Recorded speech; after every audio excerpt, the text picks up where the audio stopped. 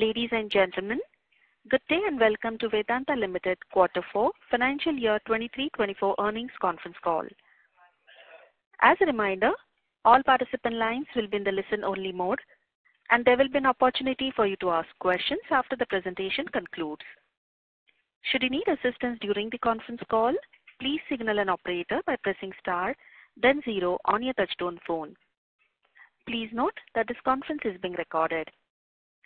I now hand the conference over to Ms. Prerna Halvasia, Deputy Head Investor Relations and Company Secretary, Vedanta Ltd. Thank you and over to you. Thank you, Yashashri. Good evening, everyone, and welcome to our Quarter 4 and Year-End Earnings Call for FY24.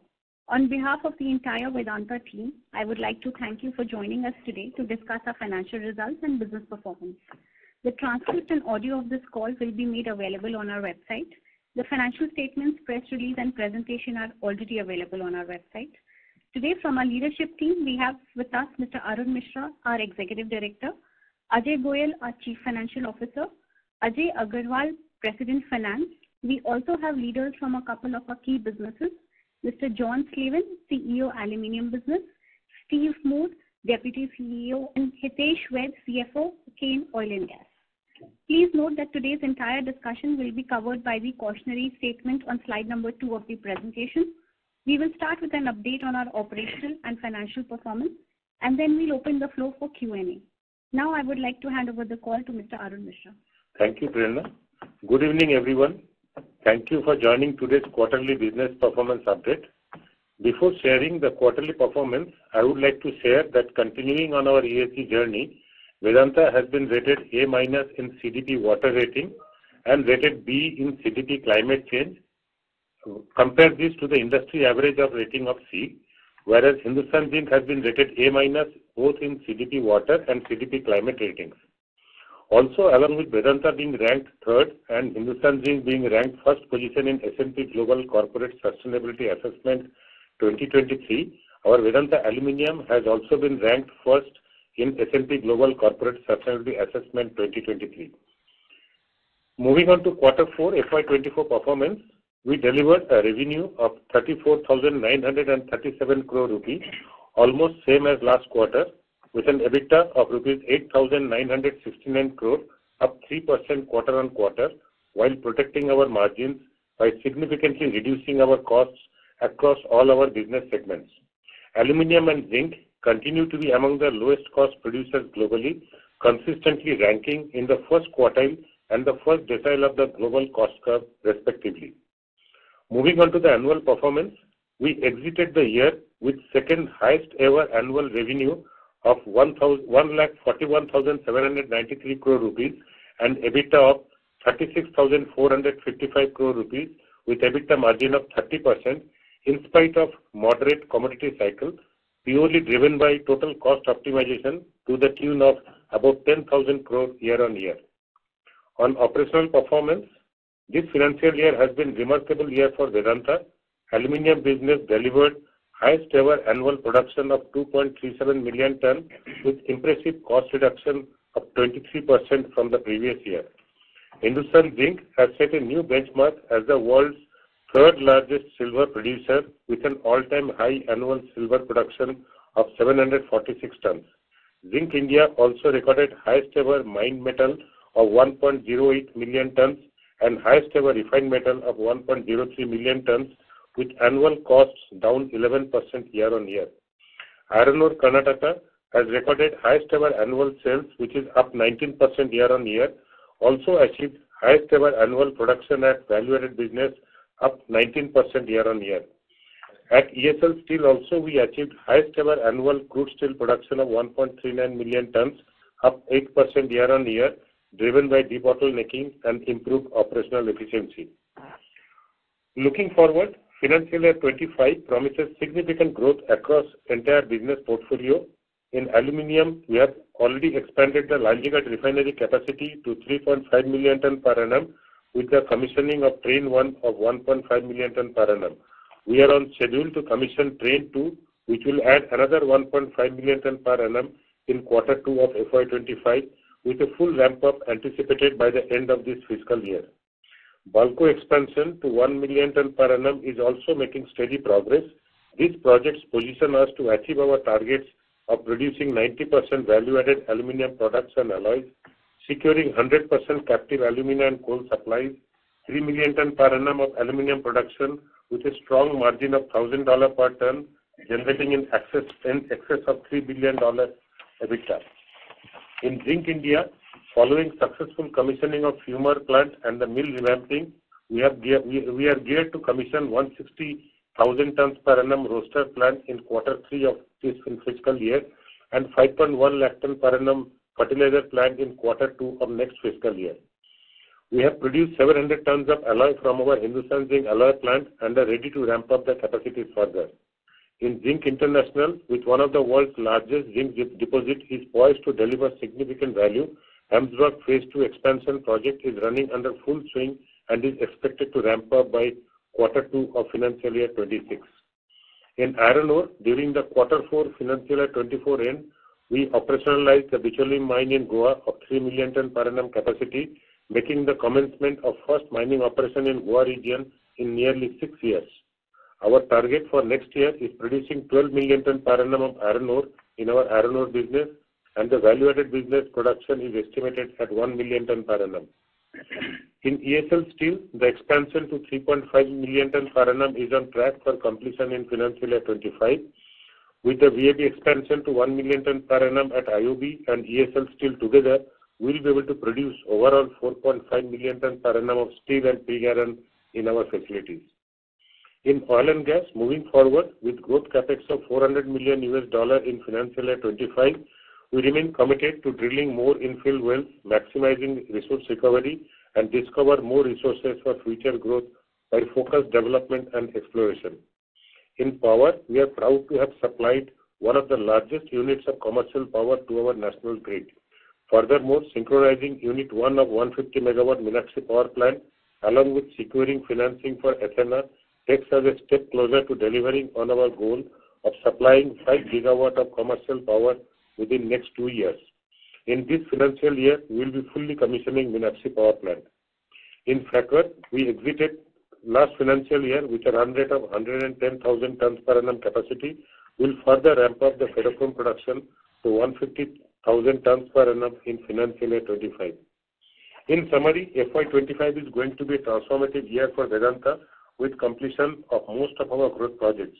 For this, we are allocating an estimated $1.9 billion of growth capex. This strategic investment reflects our determination to drive transformative growth for all our stakeholders. With the recent surge in commodity prices, particularly aluminium, zinc, and silver, we are going to unlock tremendous value. Our low cost and world-class assets across businesses, coupled with strong financial position and commitment to ESG, position us perfectly to capitalize this opportunity from rising demand and unlock exceptional growth for all our stakeholders. In conclusion, as we welcome the new financial year, we will carry forward the current momentum with the knowledge that each milestone we achieve is a stepping stone towards greater success. We believe that this is going to be our historical best ever year in terms of volume, revenue, cost, and bottom line. We also believe, looking at the macroeconomic trends and analysts' consensus, current northward movement of commodity cycle will continue helping us in this effort. This year will also be historical in terms of commissioning of many of our large projects, including the world's largest alumina refinery in Lanjigarh, expansion at Balco to 1 million ton per annum, expansion at ESL Steel to 3.5 million ton per annum, which not only impact favorably in our input costs, but will also help us increase VAT percentage in a big way. Our transformative cost focus will continue that will optimize cost across all our portfolio by 10 to 20%. We continue to see increase in demand, especially in domestic market, in double digits across our portfolio, especially in aluminium, where the likely growth may cross 15%. We are uniquely positioned in this optimistic environment that our production and most of the consumption are in the same geography, that is India, which is recording highest ever growth among all emerging economies. Across our portfolio, we will also add about 10% additional capacity by aggressive debottlenecking efforts and asset optimization. We have invited all of you to visit our marquee operation sites in Jharsuguda, SK Mines and Barmer. I am sure you will be pleasantly surprised to see our global best quality assets. Our journey thus far has been remarkable, but the path ahead is even more promising. Together, we will continue to push the boundaries, redefine excellence, and create lasting value for all our stakeholders. Thank you, and over to Ajay. Thank you, Arun, and good evening, everyone. I'm very happy to provide an overview of our financials for the fourth quarter and for the full fiscal FY24. Capitalizing on our momentum from the last couple of quarters, our teams have achieved impressive financial performance, evidenced by highest ever annual volume and substantial cost savings across our key businesses, which ultimately led to strong financial results.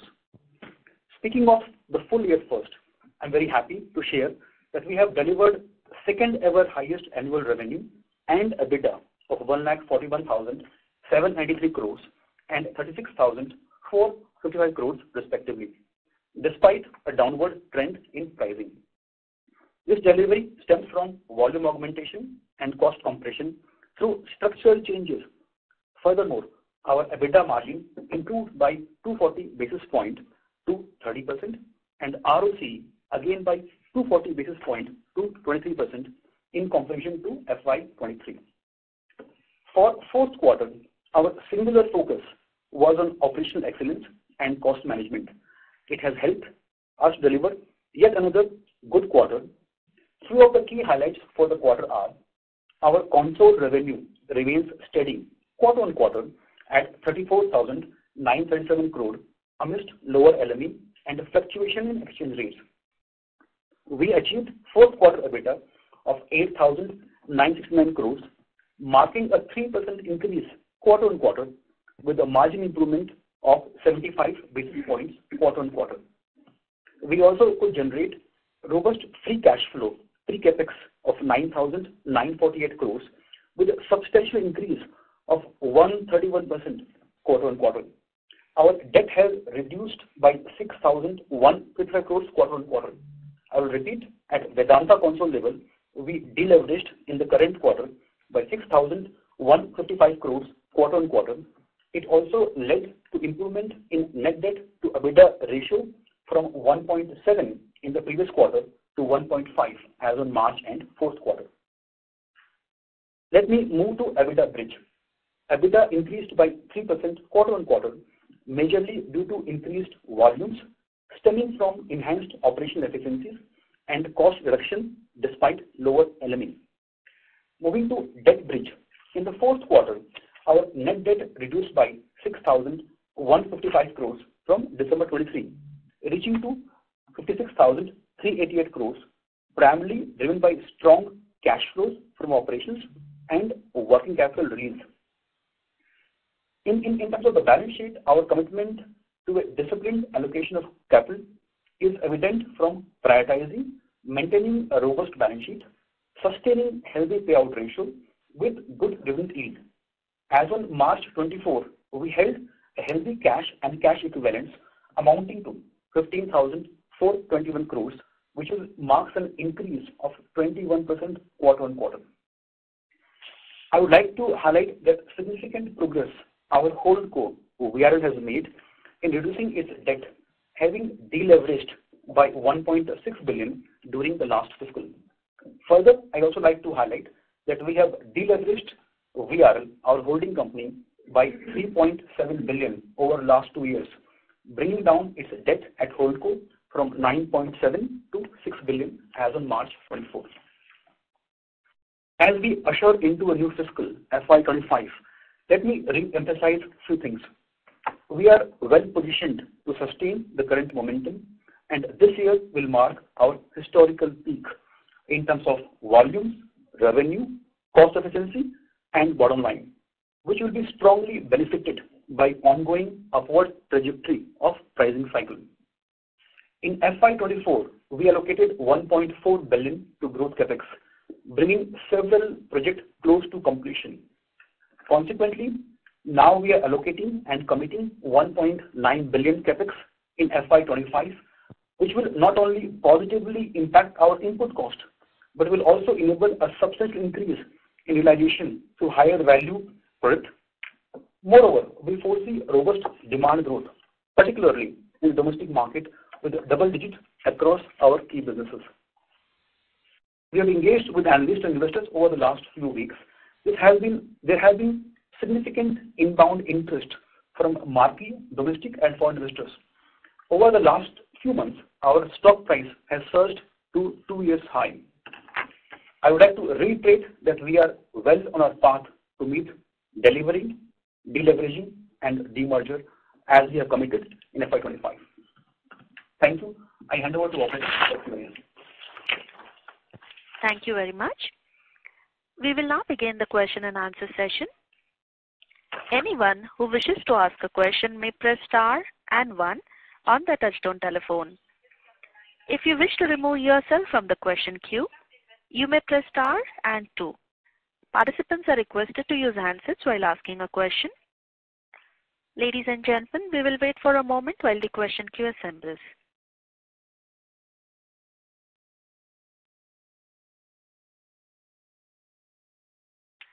We have a first question from the line of Ashish Kejriwal from Nuvama Wealth Management. Please go ahead. Yeah, hi, good evening everyone. Thanks for the opportunity and congratulations on the good set of numbers in this environment. Few questions just to get a sense on our status on different things, like our status on steel plant sale, where we are in the vertical split of the businesses, and especially in the coal blocks where we are. These are the 3 questions, and then I can go for some reading whether that has peaked out for us or not. Thank you. So, hi, Arun Mishra here. So let me address the strategic sale of our steel plant asset. Yes, it is still under consideration, and of course there are certain regulatory clearances which are yet pending, and we are very hopeful considering the advance that we have been able to make in last quarter, that in this quarter, first quarter of this fiscal itself, all the regulatory clearances will be over. So then perhaps the transaction, if it were to happen, it could happen at that time. So at the outset, sir, what could be our outer limit in that?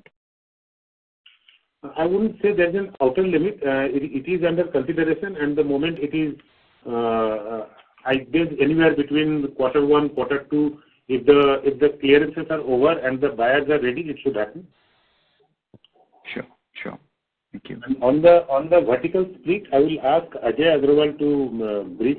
Ajay. Thanks, Arunji. So on the demerger part, Ashish, you would recall during our meeting as well, I have informed you that all the questions which were raised by both NSE and BSE has been appropriately resolved. The only thing which is pending now is to get the NOC from the lenders for us to file the application with the NCLT. That's step 2 in our milestone. I'm happy to let all of you know that on the lenders LOC as well, we have started to receive few of the NOCs from the private lenders, and from the PSUs, the discussions are on, and we are very confident to get a few of the NOCs by the end of this month, and the rest will also follow start of the next month. I hope that answers the question, Ashish. Sure. So we are maintaining our CY24 and guidance of this vertical split of the businesses? Absolutely. We are very strongly confident about achieving this milestone. Sure. Thank you. And on the issue of coal mines for our aluminium sector, Jamkhani coal mines produced 2.1 million ton in last year, and is slated to produce more than 2.6 million ton in the coming fiscal year. Radhikapur coal block, it is likely to start in quarter 4 of the current fiscal year. Its environment clearance is in place. Forest clearance stage 1 has been obtained. Now the compliances of stage 1 is being done. After that, the stage 2 clearance will be obtained.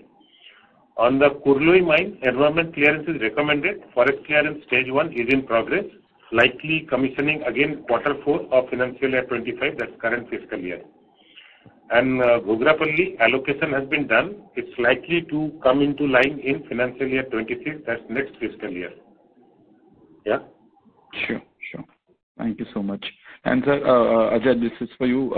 Are we still reiterating that our debt has peaked out in FY24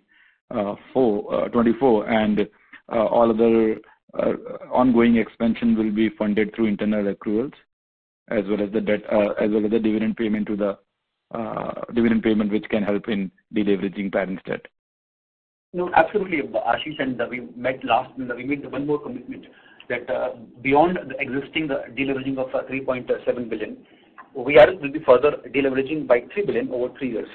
And if you simply look at our guidance value and transport with the spot LME, EBITDA will be no less than 6.5 billion. So over next 3 years, cumulatively, our EBITDA will be almost 20 billion plus, and with that cash flow 7 to 8 billion. That cash is sufficient to meet our need for the capital in India. At the same time, paying dividend. So both Vedanta Resources and Vedanta Limited will deleverage over next 3 years. Sure. Thank you and all the best. Thank you. Thank you. We have our next question from the line of Indrajit Agarwal from CLSA. Please go ahead. Hi, thank you for the opportunity. I have a couple of questions. Can you please highlight the cash outflow, broad cash outflow, either for debt repayment or royalty payment due in the next 3 months and 12 months, both at Vedanta Limited level and the parent level? Yeah, sure. So if I start, Indrajit, first with the Vedanta Resources. And as you have seen beyond deleveraging, in the current fiscal, sometimes in January, we also went for debt restructuring.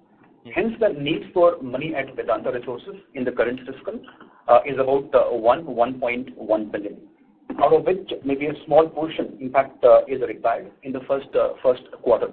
It's about 620 odd million, including the interest cost. How do we plan to service that? As you know, the brand fee is payable in the first quarter contractually. It has been paid in line with the last year. Now, dividend is a board matter, but if I look at our historical number and pay even a smaller dividend, so net in the current fiscal for the Q1, a combination of the brand fee or a normalized dividend will be sufficient to meet the obligation at Vedanta Resources, about 1.1 billion. Speaking of Vedanta Limited, at Vedanta standalone, the maturity is about 1.5 billion, out of which a very small portion is in the first quarter. Most of the maturity at Vedanta Limited are fully secured. They are secured loans. Hence, refinancing is an option. Additionally, as I mentioned, with the current outlook of the pricing and our guidance on the volume and cost, at VDL we'll have sufficient cash to manage any maturities. So net in terms of capex and the maturities will be managed mostly in-house. No new debt need to be raised from the current levels. So in your current interaction with lenders, is there any sharp difference between the current cost of borrowing versus what the refinancing cost would come through at Vedanta Limited level? Given our size, Indrajit, and our historical engagement with the multiple lending cohorts, be it PSU bankers, be it Indian private bankers, or international bankers, we got deep engagement, be it in India or in, I think, across the world, including London. If you look at recent borrowings, I can point out to one lending through PFC, so almost 4,000 crores for 11 years at about 10.5%. So all ongoing discussions, any refinancing will be done at a lower cost than the previous one. Not only deleveraging, including the cost of funding will come down in the current fiscal. Sure. And my next question is on bauxite availability from OMC. Any progress on that? What is the status? Are we getting sufficient bauxite? What kind of timelines we can look at for that? The bauxite on OMC contract is in place. I will ask Sunil or bauxite is in place, and our own Sigimal mine that we are going to start, that forest clearance stage 1 is due. Once stage 1 is done, then we're getting the environment clearance, and also we'll start our own bauxite mine. Further, maybe John, if you are there, anything you would like to add? Arun, thanks very much. We continue to get bauxite from OMC as per the agreed contract with them. It is producing at full approved capacity, and we are getting great materialization from the mine to the refinery, so it's meeting a part of our full requirements. But as you mentioned, we're really looking forward to ramping up CG Mali in the second half of this year, which will enable us to avoid further procurement from some overseas bauxite. Sure. That's all from my side. Thank you. Thank you. Thank you. We have our next question from the line of Vikash Singh from Phillip Capital. Please go ahead. Good evening, sir, and thank you for the opportunity. Sir, I just wanted to understand that since we are demerging our business, a bulk of our debt is in the standalone business, while the standalone business current EBITDA probably would not be sufficient enough. So in terms of debt redistribution, can you give us some insight that how this standalone debt would be redistributed among the other companies? I will request my colleague Ajay Agrawal to respond. See, insofar as demerger regulations are concerned, it is quite sacrosanct to say that all the debt will get allocated across each of the demerged entities in the ratio of the assets in which the assets gets allocated amongst the 6 different demerged entities. So there is very less leeway for any one of us to really play with it for it to be a tax neutral demerger. So basis the regulation, we have apportioned the debts across the 6 entities, and based on this formula, we have gone to the lenders for the specific approval. Understood, sir. So second question pertains to our oil and gas business. While the realizations and volumes were lower, operating performance had been pretty good. So am I missing something because sequential also there was a significant improvement? No, what has been achieved is, in spite of decline in production, the cost management has been very good. So the target of keeping the cost between $14 to $15 per barrel has been achieved. Further, Steve, anything you would like to add? Yeah, just let me add that we've also really focused on keeping the production as high as possible and growing it in the fields where we have the highest margins. So although we've seen production fall in some areas, the areas where we make the biggest margins, we've actually seen production increases or very stable production. So that has helped the return on the production that we've been making. Understood. Just one clarification. The $3 billion debt repayment in Vedanta Resources, which you're talking about, this is exclusive of the Zambian, basically Konkona copper mine stake sale, right? If that happened, then it would be over and above that, or it's overall, basically? So just to clarify, the number I quoted for Vedanta Resources, that 1.1 billion requirement in the current fiscal, it is Vedanta Resources. There's no debt requirement for Konkana KCM, and any funding need for KCM will be self-funded from the mines. No, sir. Actually, my questions pertain to that there was a lot of food in the media circle that we wanted to sell part of the stake in the mine. So the 3-year plan of 3 billion debt repayment in Vedanta Resources cumulatively, does that number include your internal calculation on stake sale also, or that is over and above? This 3 billion is entirely from the internal repayment or dividend repayment from Vedanta Limited. That's what I want to understand. Sure, Vikas. Now I understand. 3 billion is a purely organic cash flows. From the operating cash flows, we will be deleveraging the VRL and the group over the next 3 years' time. Any action strategically will be incremental over these numbers. Understood, sir. That's all from my side, and all the best for future. Thank you, sir. Thank you. Thank you. We have our next question from the line of Rashi Chopra from Citigroup. Please go ahead. Thank you. Just coming back to the same question on the liability at Vedanta Resources, the 1.1 is long-term debt, right? The interest amount is separate over and above this. That's correct. So almost 0.6 is interest. So 1.1 plus 0.6, about circa 1.7 is a need at Vedanta Resources. Okay. And what about the ICL, the 450 million?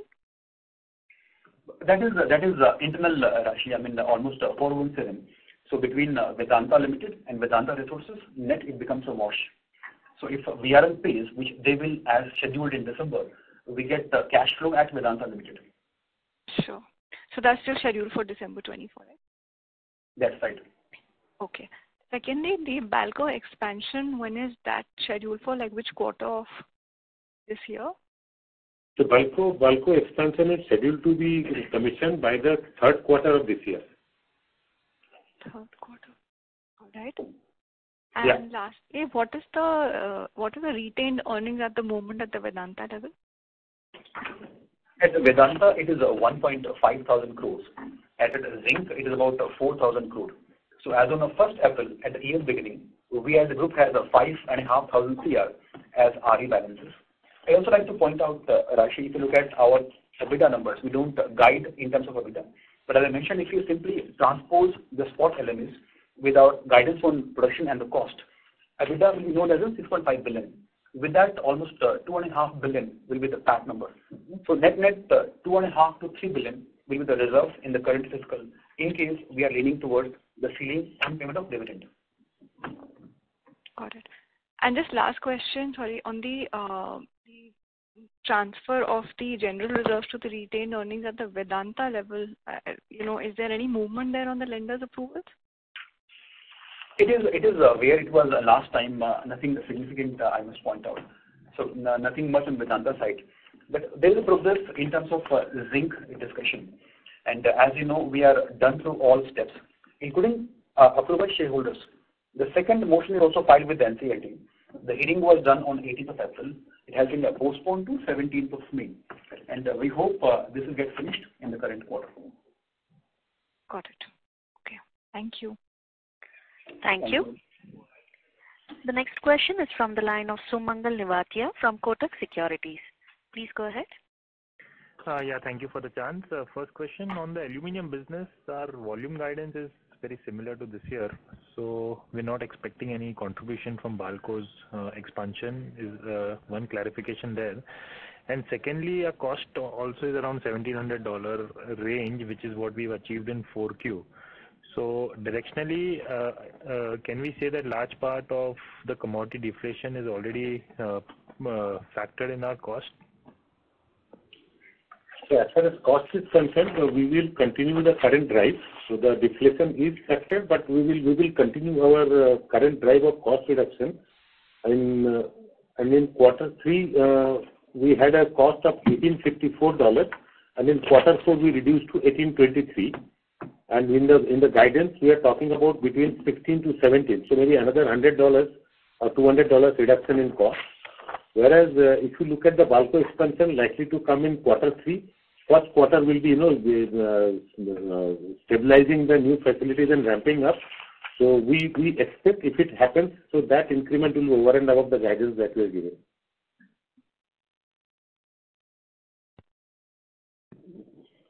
Mr. Nevatia? Does that answer your question?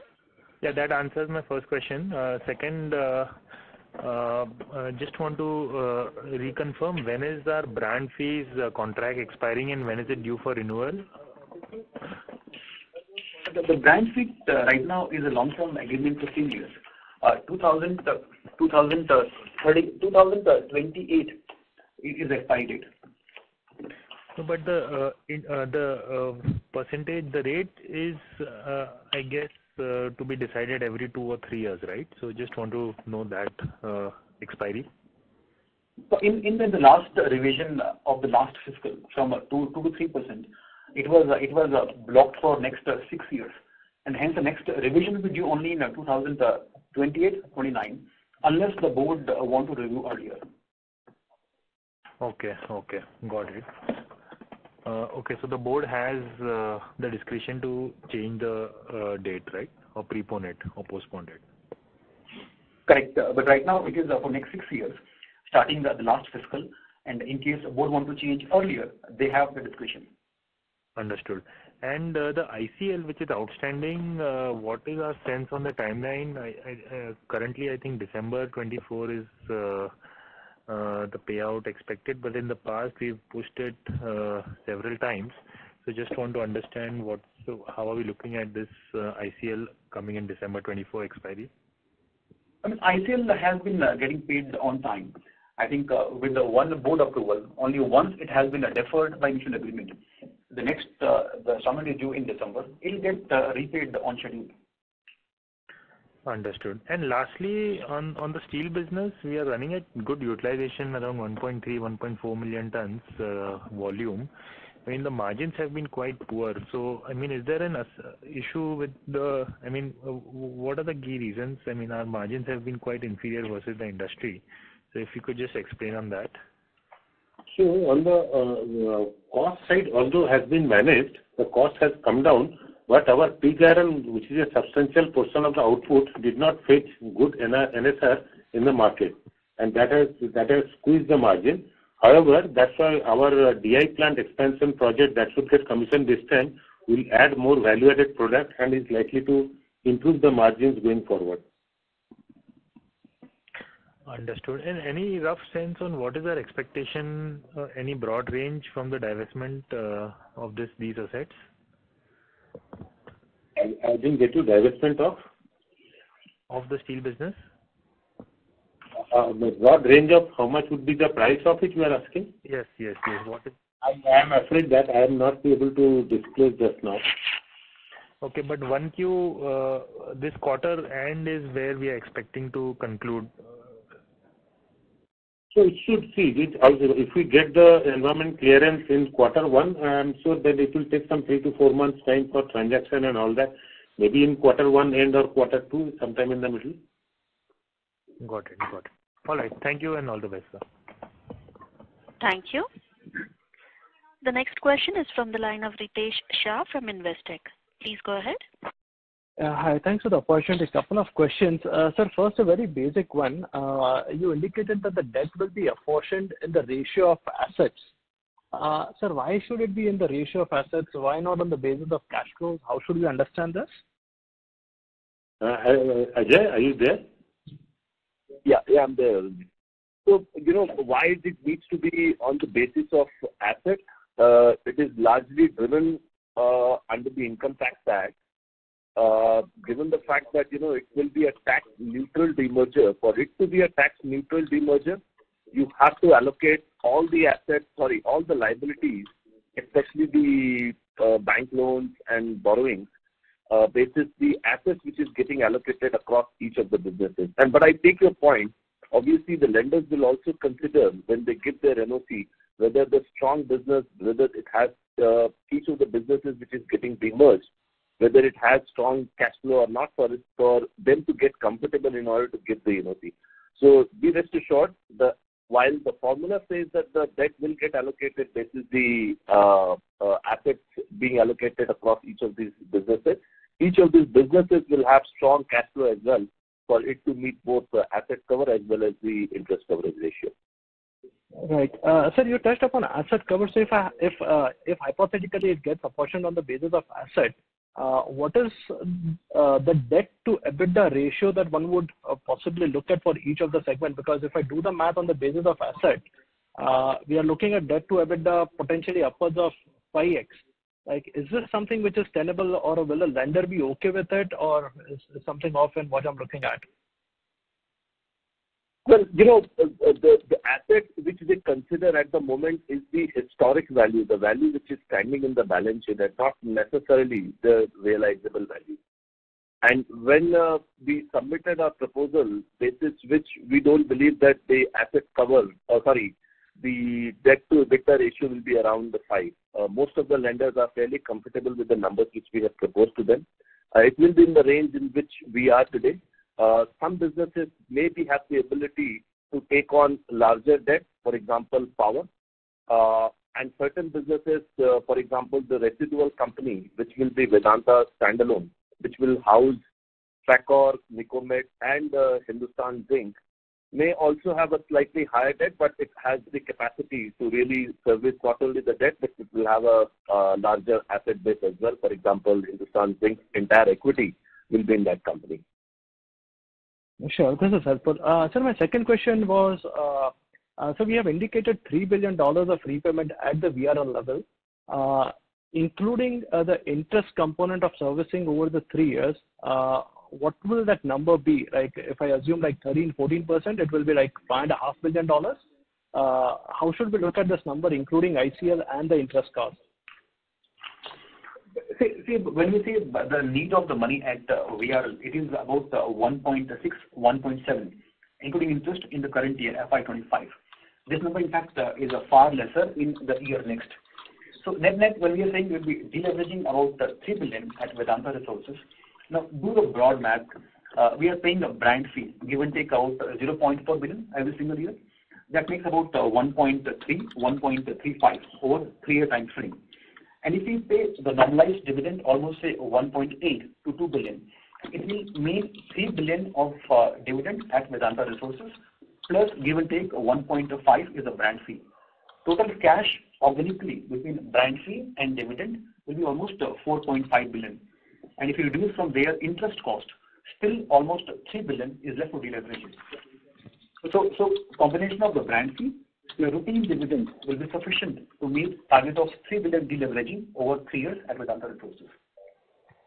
This is helpful. And just last two bookkeeping questions. Have we got into hedges into any of the segments? Like historically, we have done this. So are we taking any commodity call? Are we getting into any hedges?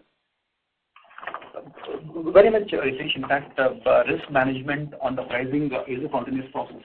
And you're right, we hedged a couple of years ago, and it proved to be a good measure. We gained more than $500 million on the hedging part. Recently, we have begun to hedge, knowing the pricing is moving upward. We made a small beginning, almost 120 KT, almost 5% volume for aluminum has been hedged. The average pricing is about $25-50 per ton. Similarly, in case of zinc, a small quantity, almost 30 KT, has been hedged in the current year, about 2.5% of the volumes, at average pricing of $28.50. So made a beginning, and we keep tracking it as the market progresses.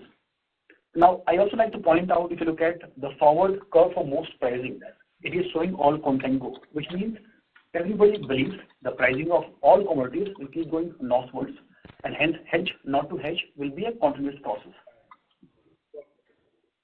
Sure. If you permit, just last question. I think a couple of quarters back, we had indicated a number of $7.5 billion of EBITDA. I think it's there in the last presentation as well. Would it be possible for you to give a segmental breakup over here, aluminum, zinc, oil and gas and power, the top 4 ones? So Ritesh, in our analyst investor meet in mid of March, we indicated about 6 billion EBITDA for the current fiscal. That number was given almost 6 weeks ago. And thereafter, as you would agree, the pricing has taken a big, northward trend. That should continue. And one can look at our guidance of volume and the cost. If you take a midpoint of that and transpose with the spot price, in that case, the EBITDA is about 6.3, 6.4 billion. And if you also look at the pricing uptick, one can reach towards 7 billion. That's the math. If you like, we can share with you offline the breakup by businesses. You can write to Prerna Halvasia, please. Sure. This is helpful. Thank you so much. All the very best. Thank you. Thank you. Thank you. The next question is from the line of Pallav Agarwal from Antique Stock Broking. Please go ahead. Yeah, good evening, sir. So I had a question on the copper smelter impairment that we have taken. So we only written off, part of the total value. So the carrying value, I think, as per the notes to accounts, was something like 1,681 crores. But we've impaired only about 746 crores. So is the balance, are the balance assets like can they be sold or can they be used somewhere else? Yes, as you know, the accounting need to follow the conservative as a basic principle. And given the recent ruling, which you have gone for now a review petition, from accounting viewpoint, we have taken an impairment charge. Now, there are 3-4 components. Land has not been revalued. So we keep the land as the original cost, which means in future, that can be only an upside. For the remainder assets, be it property, plant, equipment, inventory, and rest all, we have gone for the valuation by a third-party expert. In that case, the market value of those assets has been retained, rest has been impaired. So in summary, from impairment viewpoint to tickering, there will be no further downside in future, irrespective of what the outcome is of that asset. So also just on the steel business, so I think ESL has a captive iron ore mine. So I'm guessing the recent, the EBITDA loss would probably because of coking coal prices. So with coking coal prices coming down, can this turn back into a positive EBITDA in the coming quarters? Yeah. Obviously, if the coking coal prices start coming down, and at the same time the DI plant, pipe plant gets commissioned, so they're adding more NSR to the margins to the product, then of course it will turn profitable. There is no reason why it should not. Yes, sir, because selling an asset at an attractive valuation, which is not See, the strategic call. The strategy is in Vedanta, we would like to be in business of metal where we are counted among the top 3 in that business, right? Whereas in steel, with a 3 million ton capacity, you would be on the bottom 3 of the business. Now, would you like to be in a market which is such a small, or let somebody else who has a much larger capacity make best use of it? So that's a strategic call we have taken. Okay. And, we, in terms of Zinc International, we I think have been probably behind the guidance in terms of production and cost. So when can we actually start seeing a significant, improvement over there? Significant improvement? I didn't get you properly. So I think in terms of volume guidance and in terms of profitability. On the Zinc International? Yes, on the Zinc International. Oh, okay. No, so currently there was a timing gap in overburden removal and ore production, and so they missed targets for overburden removal for the last few quarters, which has resulted in lack of production from their front. Currently, they will continue at the current rate of about 35 KT MIC in a quarter from first quarter, ending the year at about 65 KT MIC. So this year, as we see, they are likely to produce between 160 to 180 KT of MIC. Okay. Yes, sir. Thank you. That's it from me. Thank you. Thank you. The next question is from the line of Kunal Kothari from Centrum Broking. Please go ahead. Yeah, thank you very much for the opportunity. Sir, can you please explain what led to the sharp decline in the working capital requirement? One of the focus areas, Kunal, in the last 6 odd quarters has been in terms of managing the working capital. And we've done multiple changes, structurally so. If you see the fourth quarter alone, the number of working capital days has come down by almost to 77 days, which is for Vedanta historical best over last all the years. So we could compress almost all the components. So in 2.7 thousand crore lower working capital, almost 900 is the receivables, and the balance 1800 plus is from inventory. So it is the sale of inventory at the year end and the lower debtors. Net over the last 6 odd quarters, our working capital is lower by more than $1 billion. So it is a structural, and that will continue. So largely the reduction is coming from which segment? Aluminum, zinc, or other segment? The contribution is largely from which segment? It is across, for sure, aluminum has played a bigger role. But across the businesses, be it aluminum, oil, gas, and zinc as well, it is across. And can we expect further reduction in working capital, or is it the optimal level that one can assume for FY25 and going forward? No, so from 75 days of sales, we have an internal target to take it to close to 65 days of sales. But yes, that will put a lot of pressure on operations and also seeing the logistics. But many of the shipments, they have a cycle time of 3 months to 6 months. So there are challenges in that, but we believe that although it is ever lowest, we can still go further down, and we will continue to work in that direction. Got it. And sir, second question is largely most of our capex is getting complete in FY25. Can you also spare your view on FY26? What capex that we are looking forward and further as well? The way we work is while we will be commissioning all these past design capexes in this financial year will also see us going back to drawing board to look for further growth in all our businesses. Once that is done, the conceptual study is over. Somewhere in H2 of this year, we will be able to tell you that what will be the kind of capex outline we will have to do for next financial year. Okay, sure. All the best, sir. Thank you very much. Thank you. We have our next question from the line of Amit Dixit from ICICI Securities. Please go ahead. Yeah, hi. Good evening, everyone, and thanks for the opportunity. Just a couple of questions from my side. If I look at slide 33, where you have given the waterfall chart for aluminium. Now, in cost of production, the power costs have gone up despite e-auction prices going down significantly in the quarter. So just wanted to understand whether it is inventory effect, and if so, then the coal cost should go down significantly actually in Q1 FY25. Is it the correct assessment? Yeah, John, would you like to comment on that?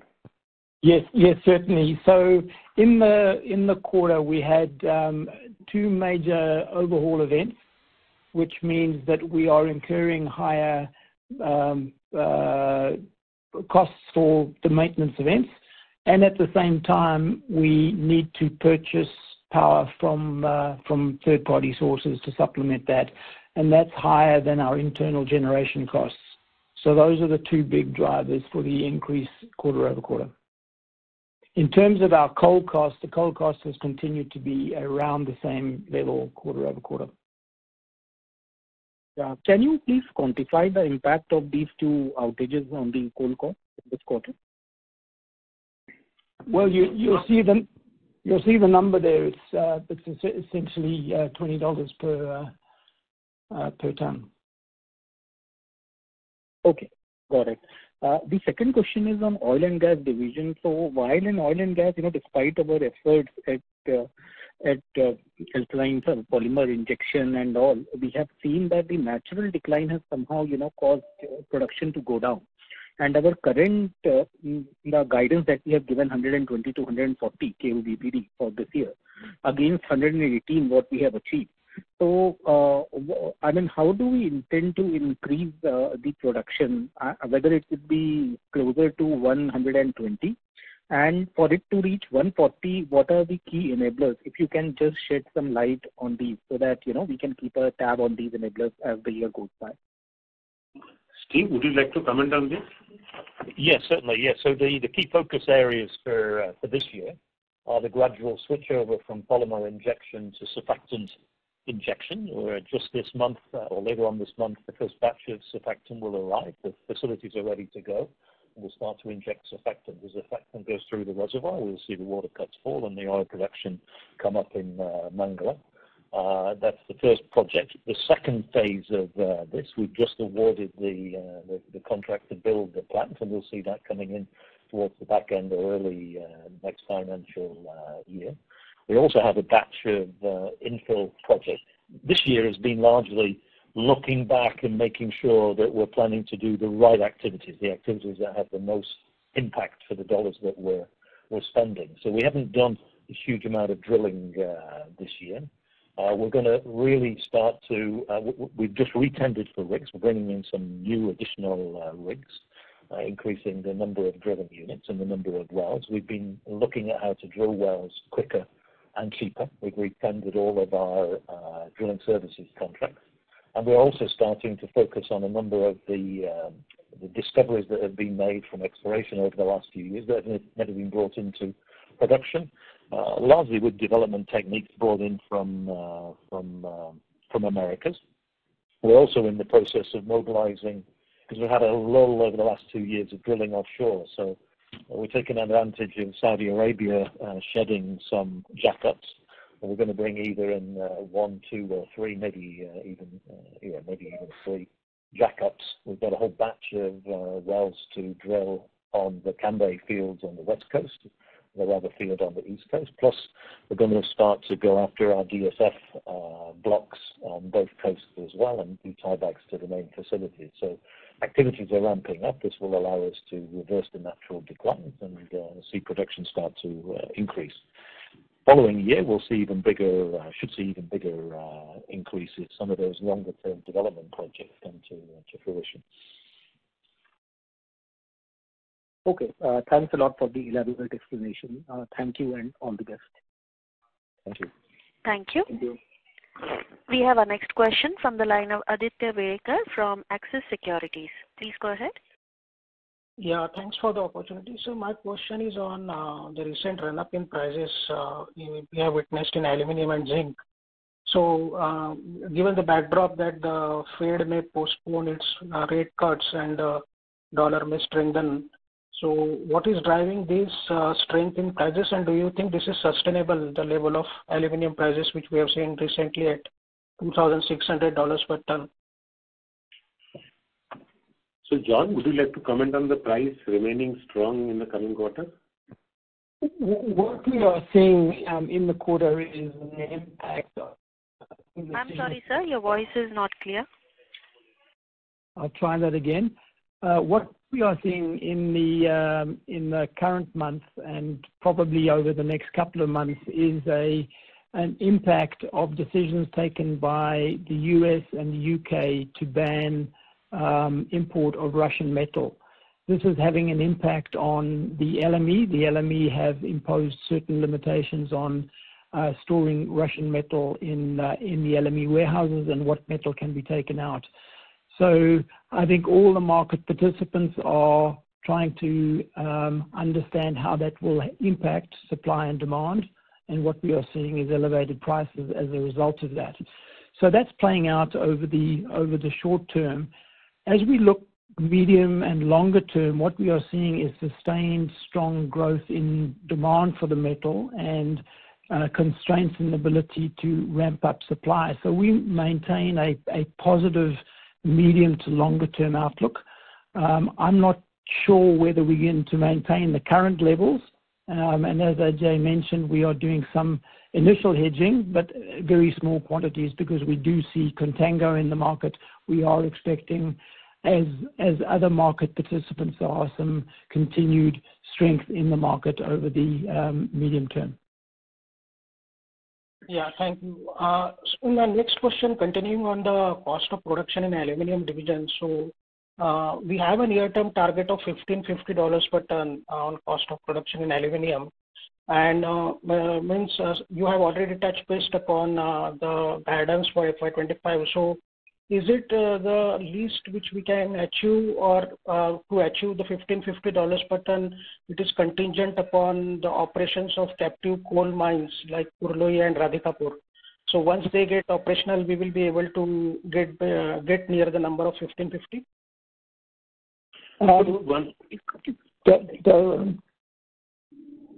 John, are you coming online? I was going to answer, but I'm happy for you to. Oh, please go ahead. Okay.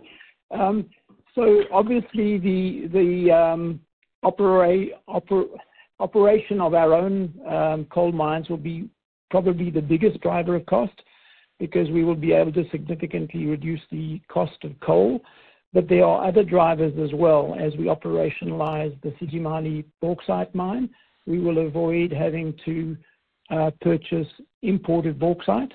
And as we ramp up Lanjigar refinery, again, that will enable us to displace third-party purchases of alumina.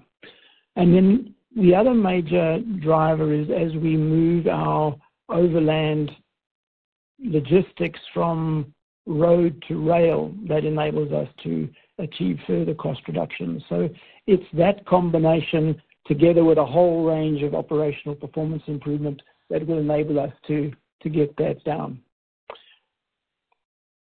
Yeah, understood. Thanks a lot. My last question is on power. So where are we with respect to the Meenakshi and Athena with respect to their commissioning? So Meenakshi 150 megawatt is about to be commissioned. We are on that process. And on Athena, the financing and all being taken care of, and it should also come in line sometime in next financial year. Okay. Thanks a lot. Thank you. We have our next question from the line of Amit Lahoti from MK. Please go ahead. Good evening. Thanks for the opportunity. Some of my questions have already been answered. So one on strategy around M&A. With BHP looking to acquire Anglo American, and given that Vedanta was involved with Anglo American in the past, what are your thoughts around consolidation in the sector, and maybe more specifically on how Vedanta sees this in terms of strategy for international assets. No, so we are very focused on growing all our assets, primarily in domestic market in India. At the center of our international assets, if you look at, which is in South Africa, where our 30 million ton reserve that we have, we need to grow that business. Currently, it is facing some challenges on overburden stripping, but we will continue that effort. KCM, when it comes into operation, then we will be able to talk about whether how big it can be as far as copper is concerned. It is one of the best copper assets in the world, and we are very sure that that will be a huge addition to our overall VRL come Vedanta performance. But we are not really worried about consolidation in this field because we are in the metals where there is hardly, we are either number 1 or number 2 in the domestic market, and internationally either number 1 or number 2 or number 3. So the consolidation is not going to affect much. Sure. Thank you. Thanks. Thank you. Ladies and gentlemen, we'll take that as last question for today. I now hand the conference over to Ms. Prerna Halvasia for closing comments. Over to you. Thank you. Thank you all for taking out the time to join us today. I hope we were able to answer most of your questions. In case you have any further questions, please feel free to reach out to me or my colleagues at the IR team. This concludes today's call. We look forward to reconnecting with you for the next quarter's earnings call. Thank you everyone and have a good day. Thank you. On behalf of Vedanta Limited, that concludes this conference. Thank you for joining us, and you may now disconnect your line.